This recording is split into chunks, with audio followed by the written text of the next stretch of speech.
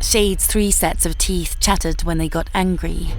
Their towering, lanky body tensed, and their pitch-black, rubber-like skin squeaked as they stretched. Sharp appendages protruded from Shade's back like a pair of skeletal wings. The largest head, the one attached to its neck, let out hoarse whispers, repeating variations of the one phrase it knew. "How about we kill time by..." It would call out at random intervals, sometimes picking words from the phrase to string together new ideas. The head connected to Shade's shoulder would do the same, though it could only whisper. "Please stop asking Danny. Hang tight, kids. We'll be there soon." With the odd hiss or growl. The head protruding from Shade's chest would squeal and whine between words. The only phrase it knew was, "Are we almost there?" Shade clung to me like an attention-starved puppy, and when there was the slightest threat, they lashed out like a rabid pit bull. Through the decade they'd been at my side, I could have earned a doctorate in reading their moods. They stayed with me every waking and sleeping moment since I woke up after the crash. "Are you listening to me, Rachel?" Darcy called out to me. She'd said something earlier, but I was too busy with Shade to pay attention to her. She'd found the rest of us lazing behind the auditorium as usual, but judging by her scowl and how she stormed in, I could already tell she was itching for a fight. Darcy was a tall blonde wearing an oversized sweater. She usually had a pleasant face with soft features, but when she got mad, she would furrow her eyebrows and grimace. I met Darcy last year. It wasn't a natural friendship. In fact, I'd been scouting out the major social groups around my school to find whatever clique could keep me the safest. Being a loner didn't work. I tried that and failed all through middle school. You don't make any allies when you try to keep to yourself. You don't make many enemies either, but things slip through the cracks. Imagine this. I sit in a quiet stairwell and somebody stumbles into me. Because I'm a nobody, they blame me, maybe get pissed. What happens next? They lose their limbs one by one until they die an agonizing death on the linoleum.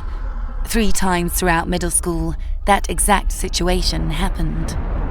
When I found Darcy, she was being bitchy, talking behind someone's back, mocking them, that kind of thing. Sometimes I'd catch her stealing little things from people's bags. But the thing is, she garnered respect. Her big, boisterous personality worked, so I needed an in with her. I stooped to her level, maybe below it, by approaching with random rumors I made up that I thought she found interesting. I would give gifts casually and try to earn favors. She would never have my back, but I didn't care. No one did, because I didn't want them to. It was better to make disposable friends and have a disposable family, because Shade could make it all disappear in an instant. Darcy was waiting for me to respond. I couldn't meet her fiery glare. I was too busy watching Shade's every move. When Darcy raised her voice, Shade leaned over the oblivious girl, arms cocked at the ready, with their long, sharp claws drawn. I silently begged Shade to chill out for once. I wasn't in danger, but Shade didn't care. Shade would sense tension and react like a robot. Darcy couldn't see Shade. Nobody could. Despite sharp teeth clicking and eager, guttural groans, I ignored Shade's tantrum and focused on Darcy. "Yeah, Darcy, I'm so sorry. Is everything all right?" A hint of unease crept into my voice, despite trying to sound gentle and understanding. "So you weren't listening? Whatever. I heard you went and got everyone together yesterday and didn't even ask me. Do we have a problem?" Darcy stood with her arms crossed. In moments like those, Darcy was insufferable. She wasn't evil, but she had never experienced real hardship. I remembered how many times I had to shoplift for her, how many days I wasted sucking up. Shade had almost killed Darcy before. The one time I refused a demand, when she asked me to steal tequila for a house party. She called me a stuck-up bitch and ignored me for a few weeks. I was just thankful she never raised her voice. "Soon. Time." One of Shade's heads muttered behind her. "What? No, you said you had practice. I floundered, pulling out my phone. Look. I thrust the phone in Darcy's face. The practice she mentioned was 3 days before. It was my mistake, and I would have to pay. Well, Darcy would be the real one paying. Oh my god, I'm sorry, I didn't mean to... Seriously, you could have checked again. Did you actually forget? Or did you not want me there? It had to be possible to defuse the situation. Darcy had a temper, but I could reason with her, apologize, divert attention, and move on. That was the way forward. I wanted you there, I promise. I'll be more careful. Sorry. How about You're changing the subject. It's always the same. You say you're sorry over and over and do nothing to fix it. You didn't invite me on purpose, and now you're too scared to own up to it. Darcy fumed, puffing out her chest and taking an aggressive step forward. Shade blocked my body with one arm and pointed their claws at Darcy's throat with the other. I'd seen that pose 100 times before. Shade was getting low on patience. Darcy, you dumb bitch. Please keep your mouth shut, I thought, wiping the sweat from my brow and struggling to keep my breathing under control. Darcy's behaviour came from something beyond something as stupid as forgetting to invite her to a random outing. From what I'd heard, her parents were pretty shitty. After Darcy's grades dropped from straight A's to a couple of B's, they grounded her, took away her keys, and threatened to ship her off to a boarding school if she couldn't get her act together. With all that, Darcy had become more unstable than usual. She'd picked random fights before. That wasn't the first. Before, I would come up with an excuse to escape, or just appease her somehow, but that day, she had no intention of letting up. I stepped back into Shade, trying to shove their massive body away from Darcy, but they refused to budge. Look, everyone, Darcy's dragging Rachel into a fight because she's mad at her parents, or on her period or something. Sitting along the wall, Jessie cut in, half paying attention while scrolling on her phone. Oh fuck, I thought. Jessie just had to instigate. She would usually stay aloof, but it seemed like she was sick of Darcy's attitude. There is no such thing as unconditional loyalty. Bella had clout, but she wasn't a monarch. Shut up, Jessie. You're hardly any better, Darcy shouted back, red in the face.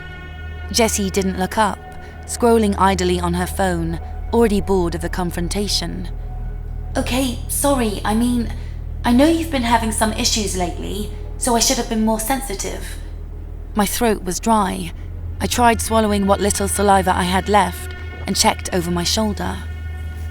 All three of Shade's heads threw a fit, hissing, moaning, whining. The muscles under its tire-like flesh wreathed. Losing Darcy would be catastrophic.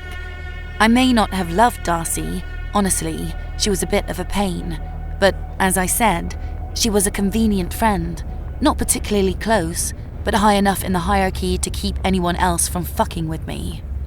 Yes, it was pretty cold, but I had no choice. If Darcy died, well, a dozen more could follow. Would I feel guilty? Sure. But it became more and more difficult to keep up the same level of emotional attachment after the trail of bodies left in Shade's wake. Not that it didn't hurt. Not that the titanic burden of guilt didn't pile on one bit heavier. Don't pretend like you care. You knew, and this is the first time you've brought it up. You don't tell me shit about yourself, and you don't give a shit about me. Darcy stepped in, backing me further into the monster behind me. Shade's body was so hard that it was like backing up against a concrete wall. I was so close to their head that I could hear their strained breaths and hiss. What else can I do? I retorted in my mind, the only safe place. If Darcy only knew, she wouldn't dare question why I couldn't share my feelings or whatever. I tried that. It didn't work for me or the 6 people that paid the price. Shade reacted to the growing hostility. They were moments away from snapping, and their bodies shook with unbridled fury. My thoughts raced, and images of blood and disfigured corpses from the past flashed in my vision. Darcy was one of them. Just another corpse for the pile. More apologizing would just aggravate Darcy.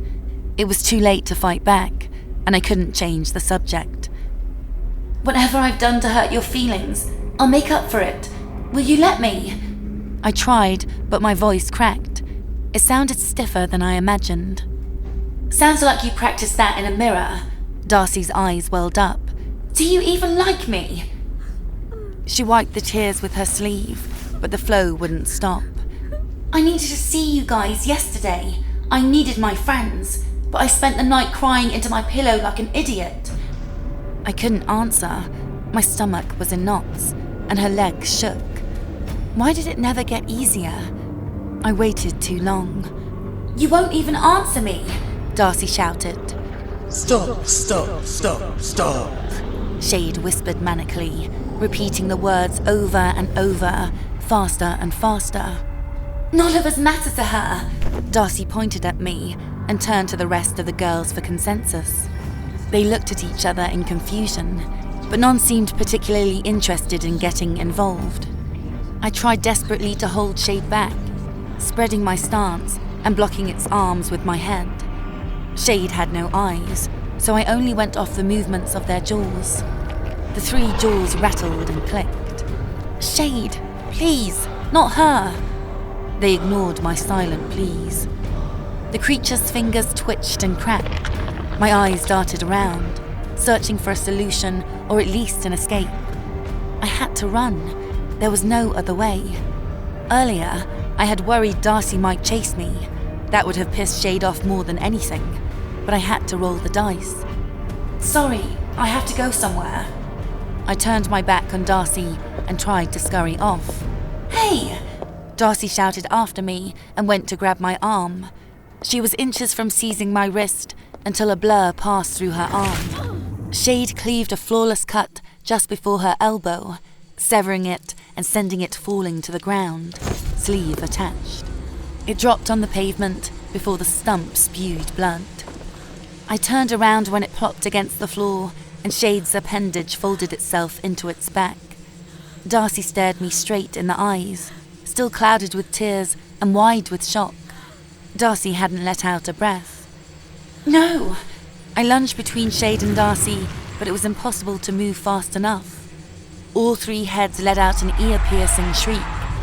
Shade raised their arm like a hammer and brought their fist down on the top of her head, with the force of an anvil falling from an airplane. Shade crushed Darcy's head into and through her torso before she could process anything, leaving her like a piece of meat smashed on a grill. Blood erupted from her neck, drenching the rest of the girls and me. Before I could collapse, Shade caught me gently, like they were cradling a baby bird, and stood me on my feet. The other girls didn't react. Shade compelled them to ignore the gory spectacle. That was Shade's most terrifying power. I had seen people slip on pools of blood and fall to the floor, only to get up like nothing happened. Shade decided what people could and couldn't perceive, the perfect tool so that they never had to stop killing. The splattered stains adorned the surrounding walls like a Pollock painting. "Rachel, you all right?" Jessie asked, unaware of the blood soaking her shirt or dripping into her eyes. My ears were still ringing from the sound of Darcy's bones shattering. I wiped the blood from my face and forced down the nausea. The world spun around me. I'm fine, thanks." I struggled to get out. I couldn't be there for another second. Darcy's disfigured corpse leaked to the ground in front of her. It no longer resembled anything human, but I couldn't take my eyes off it. "By the way, have you seen Darcy? She texted the group saying she was on the way," Jessie asked. Darcy's remains gushed blood and leaked onto the pavement. I wondered if there was truly nothing I could have done. "I'm sure she'll be here soon," I said, walking away. Shade supported my arm, keeping me moving in a straight line. The creature had relaxed, moving over creakily and awkwardly, but the aggression had gone. "Okay." Jessie and the others watched in confusion as I stumbled out. They would have thought I just had some random outburst. They would never know what I saw that day. Shivering and wiping Darcy's blood off my cheek, I sent a quick prayer to a god I didn't believe in. It would feel so much better if I could cry, but tears would only lead to a worse future. It had happened before. Someone might ask me why, mock me, and make a scene. Nobody who made a scene around me made it out alive. Shade supported me with one arm and raised the other into the air. They opened their hand to the sky, a small white flame appearing above their palm. Almost immediately, the fire burnt Darcy's flesh into tiny floating particles that drifted off weightlessly. The blood on the walls and the other girls turned to ash and floated off to join them. Darcy left the world in a cloud of smoke that lingered for only a moment before dissipating and vanishing into the ether. With all of that behind me, I went to the girls' locker room. The flames made Darcy's blood evaporate from my skin, but it was still disgusting. After showering and changing into my gym clothes, I had to put my head down and go through the rest of the day. It all started with the crash. We were on the way to Disneyland, making tight turns down a dark mountain. My brother was whining about the long drive. My parents were trying to comfort him and keep us in a good mood, and I was trying to read with the small light overhead. We were a bit too tired to be excited, but the trip was months in the making, so I was sure that I would be ready for it by the time I got there. That truck drifted into our lane before we could even process what was happening. For a split second, my mum and brother screamed, and blinding headlights shone through the windshield and into my eyes. The horns blaring resonated through the night. Then, metal met metal at highway speeds. The crash folded our tiny little sedan like an accordion. Blood, I think it was my dad's, painted the windshield from the inside. My body lurched in violent whiplash, and the impact sent the car rolling over the railing and down a long, rocky slope. The crush turned my parents into a pile of squishy flesh and protruding bone, and it snapped my brother's neck until it hung off at an awkward angle.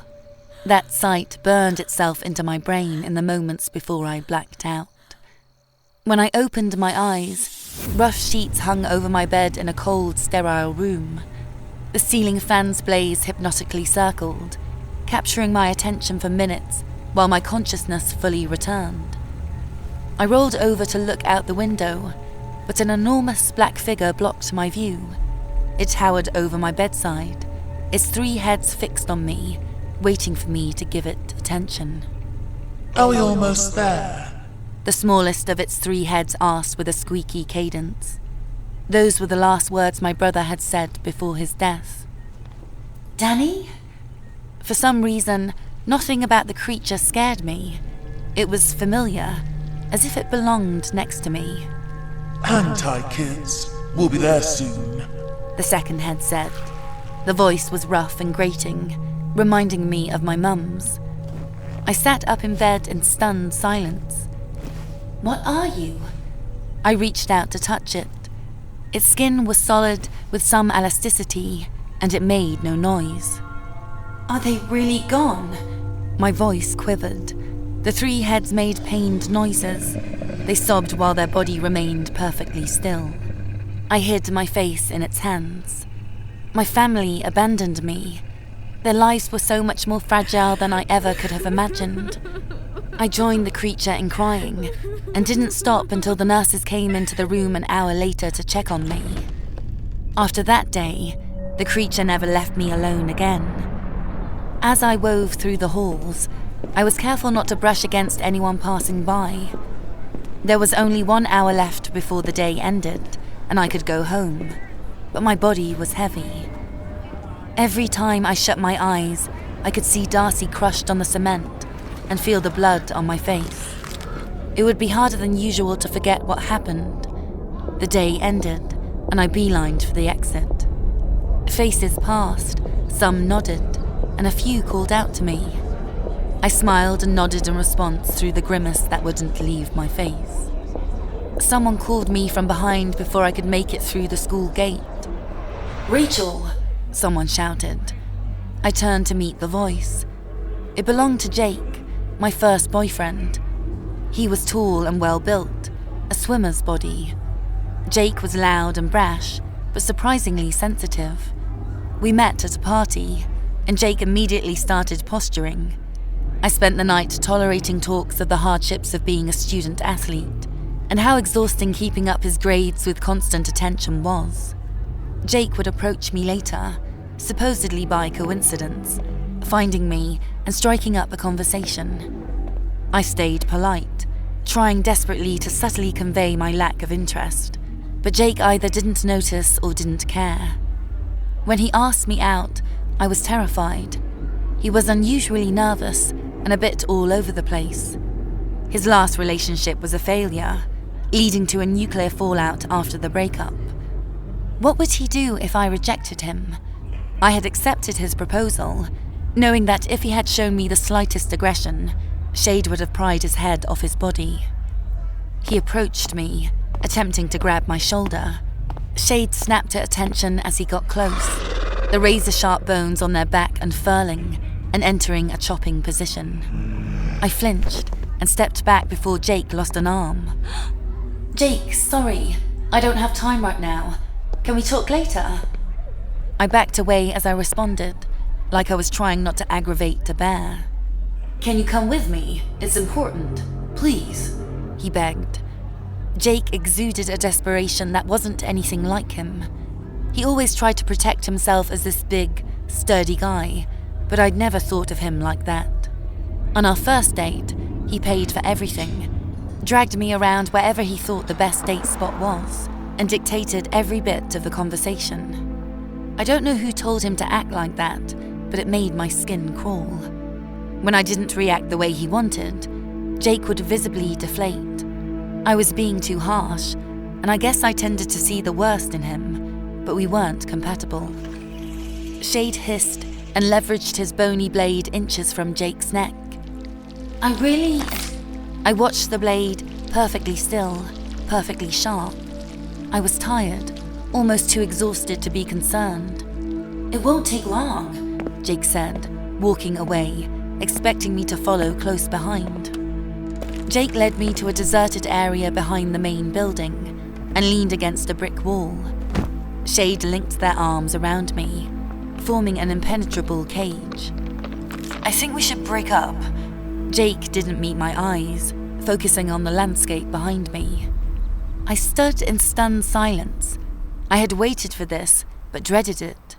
I'd been trying to get him to lose interest for the last few weeks, hoping our relationship would fizzle out gently. "Oh, okay. I'm sorry for whatever I did. I hope we can stay friends," I assured him. I tried to put on a dejected face. Jake looked at me, slack-jawed. "That's it? Are you serious?" What more does he want to hear? I wondered. It may have been a bit short, but it should have been respectful coming out. Shade let out a shrill whine. "I don't know what else to say," I admitted. Jake moved away from the wall, wiping his face with his hands. "There's something wrong with you. I don't know why you went out with me. Were you just messing around?" he asked, his voice breaking slightly towards the end. It reminded me of Darcy just hours before. "No." I watched Jake intently. His body language was changing. He leaned forward and moved his hands emphatically. He was about to get aggressive. Shade growled, raising their wings. "Every time I try to touch you, you flinch like I'm about to hit you. Whenever we went out, you wouldn't look me in the eye. You've never asked me for anything, not once. Do you hate me?" Jake looked betrayed, but fuck that. Why should he? What made him entitled to anything? Imagine he did touch me. The slightest bit of force over what Shade was okay with would end with him dead. I was protecting him. He'd never see it. He'd never know it. But that was really the thanks I would get. "No." I held his gaze firmly. It was hard to stay calm. Jake's hung from a fragile string, but I couldn't help but get pissed over the position he put me into. Nothing made Jake qualified to judge me. "I know. You don't like me either." Jake stepped in, pointing a finger at my chest. He raised his voice, not quite shouting, and tried to dominate the space. Shade's teeth clacked as their jaws vibrated. Kill, kill, kill. They shouted in my ear, making me flinch. Jake, I can't do this right now. Are we done here?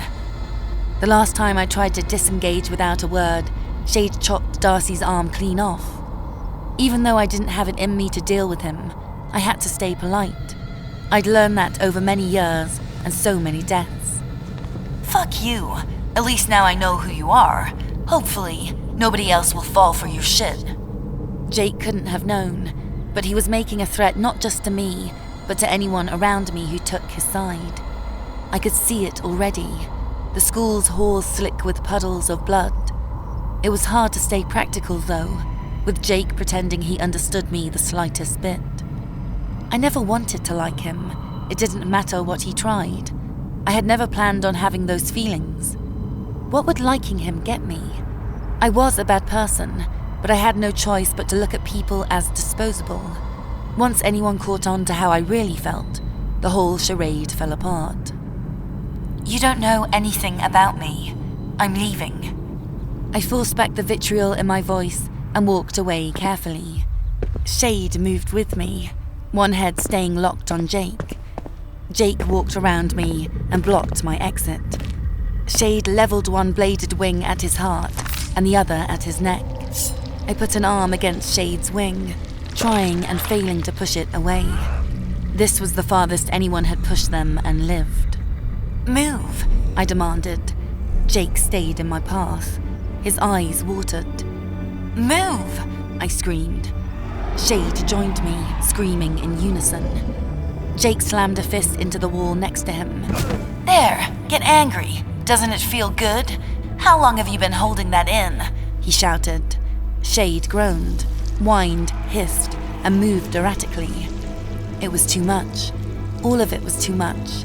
Shade, Darcy, Jake. They all weighed me down until I couldn't lift my feet. I don't know. Nobody knows. Now you're going to die, and it has to be my fault. Let me blame someone else, please. I looked up at him, eyes bloodshot. If only I had been calmer. I let myself get emotional. Or was it over the moment I followed Jake back there? Jake got in close to my face, spittle flying as he screamed at me. I knew it. You're insane. At least now you fucking... Before Jake could finish, Shade wailed, covering Jake's face with a massive hand. They clenched their fingers, locking them into his flesh, and rammed Jake's head into the bricks behind him. The back of his skull hit them with a crunch of bone, and the wet squish of skin and meat. Jake's brain matter splattered on the wall, turning to gooey paste. Shade let Jake's corpse slump to the floor, now short ahead. Bits of skin and brain covered me. I wiped off my face and kicked toward the wall with enough force to shatter my toes. Shade caught my foot and placed it back on the ground before it could connect. Fuck! Rage and frustration painted my world red. Fuck you for putting this on me! I pointed at Jake's corpse as it turned to dust. I let the tears fall. Usually, I would have done anything to hold them back, but that day, I was too exhausted to fight it anymore. After Jake's body had disintegrated completely, I forced myself forward. I walked home, one leadened foot in front of the other. Some recognized me as I passed, but I ignored them. I could only stare at my feet to see if they still moved. My body was numb, and a constant dull ringing resounded in my ears. The world swam in my vision. I got to a crosswalk with Shade at my side and waited for the light to let me pass. Once it flashed, I stepped out into the street without checking either way. Why bother? It wasn't like anything could hurt me. When I was about halfway to the other side of the street, I heard an ear-piercing horn cut through the city's sounds.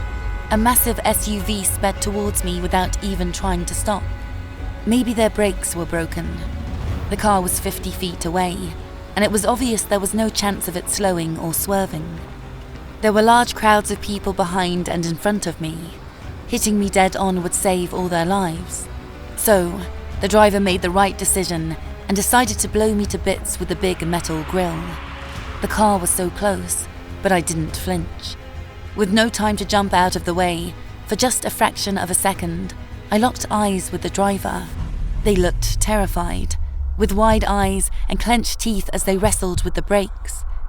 If I had time, I would have told them I was sorry.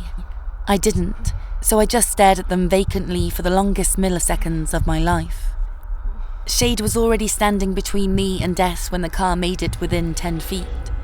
Shade leaped forward and opened their hand, meeting the grille at least 50 miles an hour. Like they were built from titanium, Shade stayed perfectly still, and the car crumpled into half its size, completely stopped by their single hand. Bits of glass and metal flew past me. The driver was still alive. Shade pulled their hand from the metal and stood on the hood. "You don't have to. They didn't mean to," I told Shade. They didn't listen, instead plunging their hand through the windshield and the driver's chest, killing him instantly.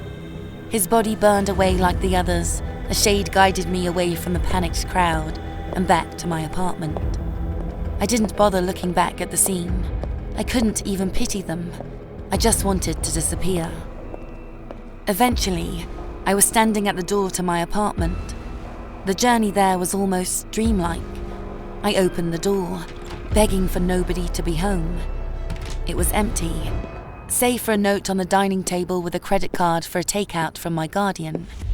My third foster mother, Holly, had lasted the longest. A middle-aged single woman who was somehow willing to adopt a 14-year-old girl, a girl that hadn't lasted over 3 years in another home. The first foster family was strict, too strict for Shade. Shade eviscerated Dad number 1 after he tried to spank me, and Mum number 1 after she tugged too hard on my arm.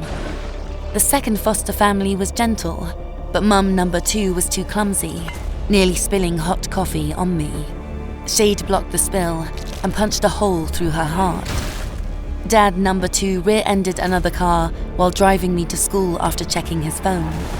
For that, Shade threw him through the windshield, splattering him on the other car's bumper.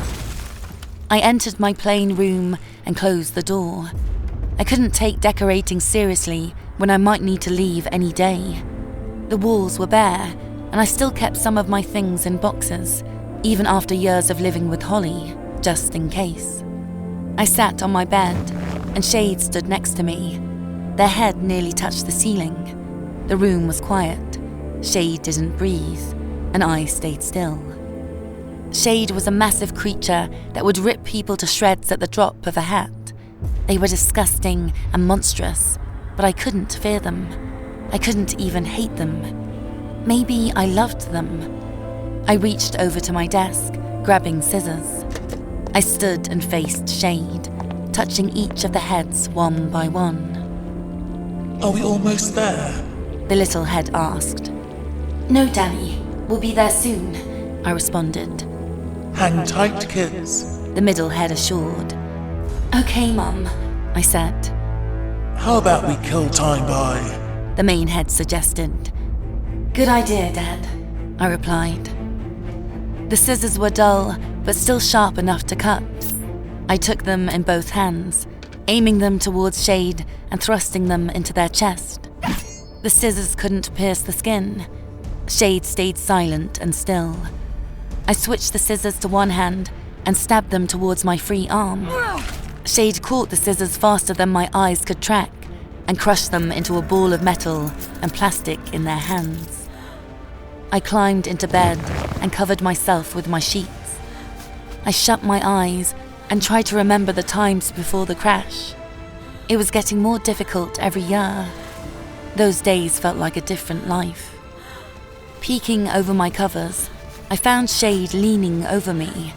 They slowly reached out one hand and put it on my forehead. I took Shade's hand in mine. It was rough and rugged. "I'll be fine on my own. You can leave now." I squeezed Shade's hand. Almost. Time. Soon. Shade replied, kneeling at my bedside. I gripped the hand, lying in bed until the fatigue put me to sleep. "Good night, guys." I blinked away tears and rolled to my side. There. Hang tight. Shade softly ran a hand through my hair, comforting me until I drifted into a dreamless sleep. Thanks for watching. If you enjoy these stories, be sure to click subscribe and check out some more stories here.